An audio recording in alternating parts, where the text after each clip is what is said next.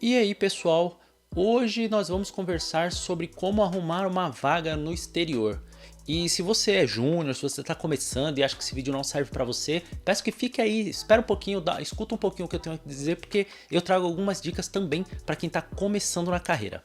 Eu já participei de muito processo seletivo para o exterior, confesso que até mais do que eu gostaria, mas felizmente também consegui entrar nessa área, né, que é trabalhar aqui do Brasil para o exterior, ganhando em dólar, o que economicamente pra gente, assim, aqui como brasileiro, vale muito. E eu gostaria de compartilhar algumas experiências com vocês. Então, começando ali do pessoal que é mais júnior, tá entrando na área, realmente é muito difícil, não é impossível, mas sinceramente eu nunca vi vagas para júniors para trabalhar no exterior. Mas eu não desisto do vídeo ainda não, espera só um pouquinho.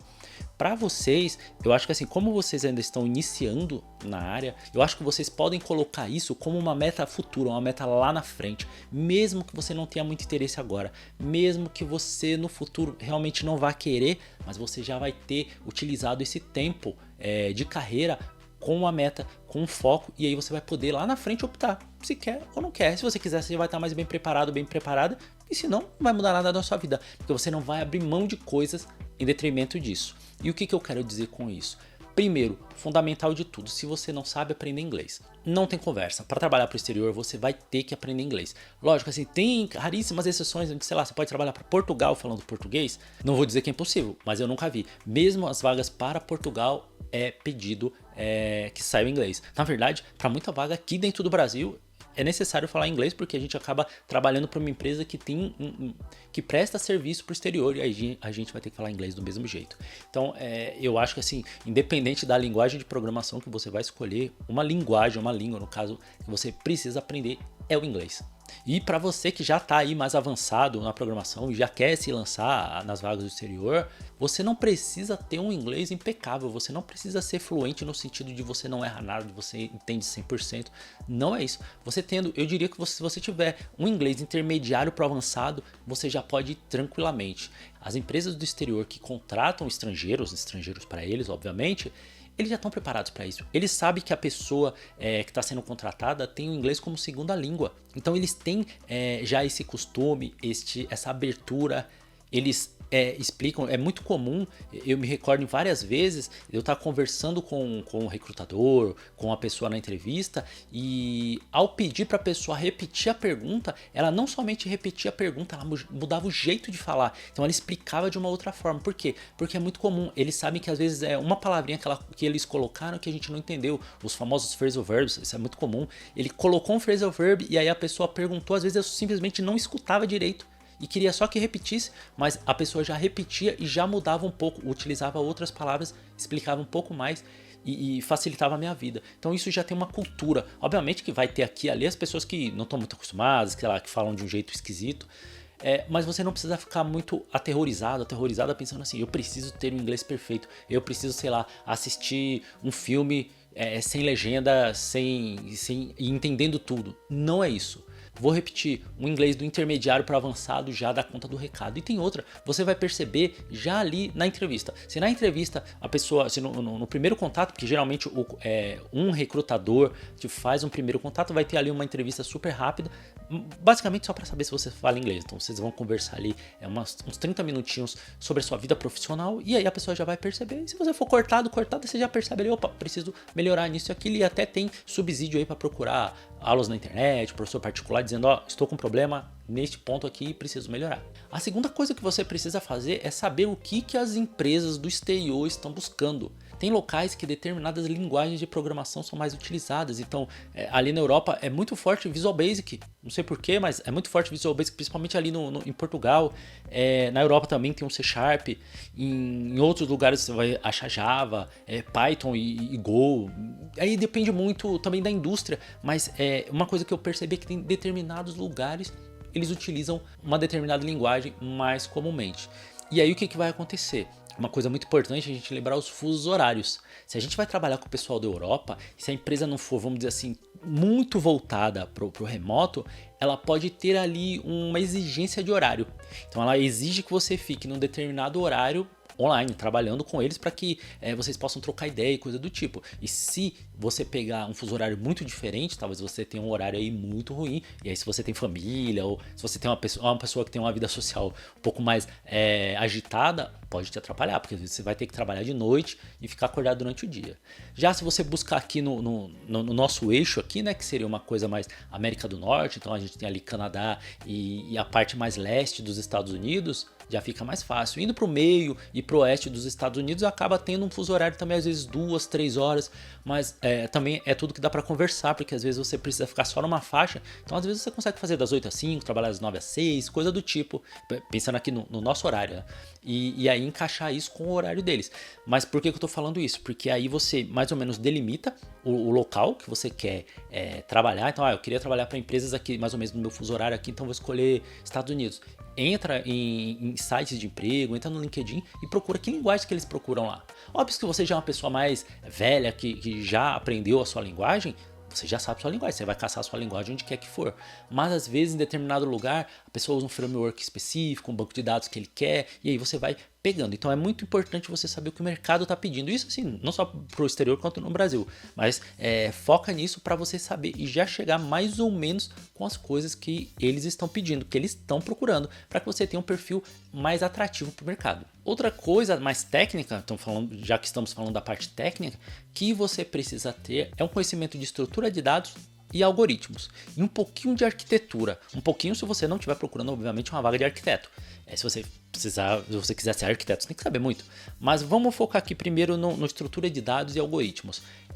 Uma coisa muito comum é ter um teste técnico. Geralmente, eles nem ficam com você. Eles te mandam o teste e aí você tem que resolver.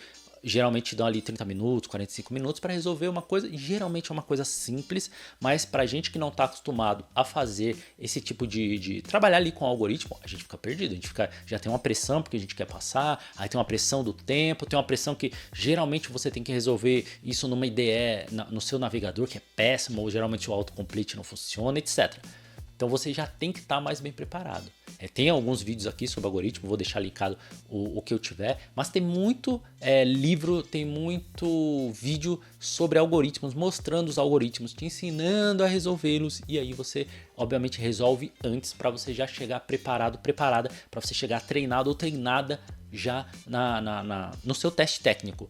É como uma academia. Se você não treinar isso antes, quando chegar lá, você não vai conseguir carregar o peso que você deveria carregar. E aí, falando um pouquinho de arquitetura, de um tempo para cá, em qualquer entrevista que eu fazia, perguntava-se de arquitetura. Obviamente eu estava indo para uma vaga mais sênior, mas não era uma vaga de arquiteto, era uma vaga de desenvolvedor. Em tese, se você pegasse um pouquinho para trás, alguns poucos anos para trás, isso não era perguntado. Isso era uma coisa um pouco mais setorizada, mas é uma coisa desses novos tempos, como a gente acaba mexendo com tudo, a gente mexe com DevOps, a gente mexe com nuvem, a gente acaba tendo que saber um pouco de arquitetura. Então, o que eu sugiro a você que já se garante ali na parte de programação, banco de dados, design patterns, essas coisas, é procurar saber mais de arquitetura. Tem muito vídeo aqui na internet, eu mesmo aproveitei muito disso, então às vezes a gente vê o pessoal descrevendo como é a arquitetura, sei lá, do Spotify.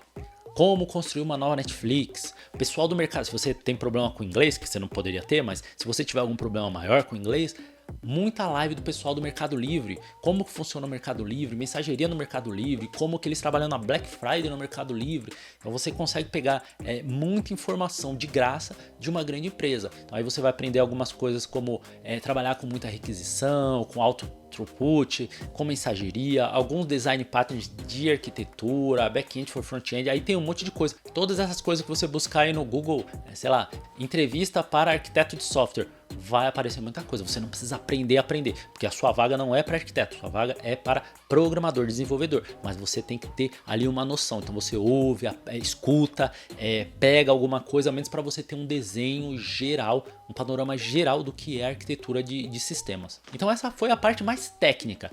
Aí a gente vai avançando para algumas outras habilidades. Primeiro, você tem que saber procurar emprego. Parece uma coisa super simples, mas vou te dizer que não é. Principalmente porque a gente está lidando com pessoas no exterior. É uma outra cultura. Não é como a gente funciona aqui, é como eles funcionam lá. Você precisa entendê-los, não procurar que eles entendam você. E aí, como é que você vai fazendo isso? estudando, que é a vida do programador, da programadora é isso, é estudar. Então você vai estudar, você vai aprender a fazer isso. É uma fonte riquíssima, além do YouTube, claro, é o LinkedIn. No LinkedIn você vai achar workshop, você vai achar artigo, você vai achar vídeos de pessoas, principalmente tem muito recrutador que acaba ficando famoso por isso. E você vai aprender com ele ou com ela como se tornar mais atrativo para o mercado. Como fazer um bom perfil no LinkedIn, que é uma ferramenta excelente para você ser contactado. Eu mesmo já fazia um tempo e mesmo agora já trabalhando para fora, eu ainda continuo recebendo contato, que eu não ia mais atrás. Eu não me candidatava à vaga. Na verdade, eu acho que nenhuma das vagas que eu me candidatei eu fui chamado. Acho que tudo que eu fui avançando foi mais que eu fui convidado. Então você é muito contactado, a pessoa entra em contato e fala, tá disponível e tal, e dali parte alguma coisa. Mas por quê? Porque você tem que ter um perfil atrativo. Eu fiz alguns workshops sobre isso específico para procurar vagas no exterior. Eles são muito bons, valem a pena, mas eu vou te dizer que o grosso mesmo você consegue aprender de graça. Se você não tiver disponibilidade financeira, você sai caçando na internet. Se você tiver, você poupa tempo para você mesmo, contrata um desses. Geralmente são baratos, eu fiz ali, acho que devia ser 100, 150, no máximo 200 reais. Um workshop rápido de poucas horas no fim de semana. E aí você acaba salvando tempo, porque eles vão te dar muitas dicas. Eles são programadores, então eles vão falar, ó, você monta seu currículo assim, isso aqui é uma cover letter, é assim que você faz. Olha esses sites aqui para você procurar emprego, esses são melhores que aqueles ali. Como é que você faz um perfil no LinkedIn? Abertura de empresa é muito importante para você que vai trabalhar para o exterior. Assim, geralmente, acho que a maior parte das pessoas que trabalham do Brasil para o exterior, elas vão ser contratadas no sentido de vão trabalhar como contractors. Uma pessoa jurídica, então você vai ter que ter a sua empresa. Aí existem várias conversas, pode ser MEI, pode ser o quê? Não pode, assim, grosso modo, resumindo, não pode. Se você quiser realmente não ter nenhuma dor de cabeça com Receita Federal, com imposto, não sei o quê, o certo é você abrir uma empresa, pode abrir um simples, aí você contrata aí também. Hoje em dia a gente tem empresas de contabilidade online, você não precisa sequer conhecer o contador lá, você simplesmente contrata, manda os documentos, eles abrem a empresa para você, é um processo super rápido e aí você tem tudo em dia, emite sua nota, etc. Então são coisas também que você vai aprender aí nesse novo conhecimento aí que você vai estudar, que é como você trabalhar para o exterior. Então tá tudo incluso aí. Geralmente num workshop a pessoa dá uma pincelada aqui ali e já te explica tudo isso daí. E finalmente o que você vai precisar fazer é entrevistas. Não fica com medo de entrevista. Eu sei, vai dar frio na barriga, vai dar nervosismo, você vai falhar em vários. Eu errei em vários testes técnicos no sentido de chegou no final e não tinha resolvido. É comum, mas pensa assim, cada um que você entra é um que vai te deixar mais perto ali da sua vaga. E não é papo de coach não, é porque você vai aprender.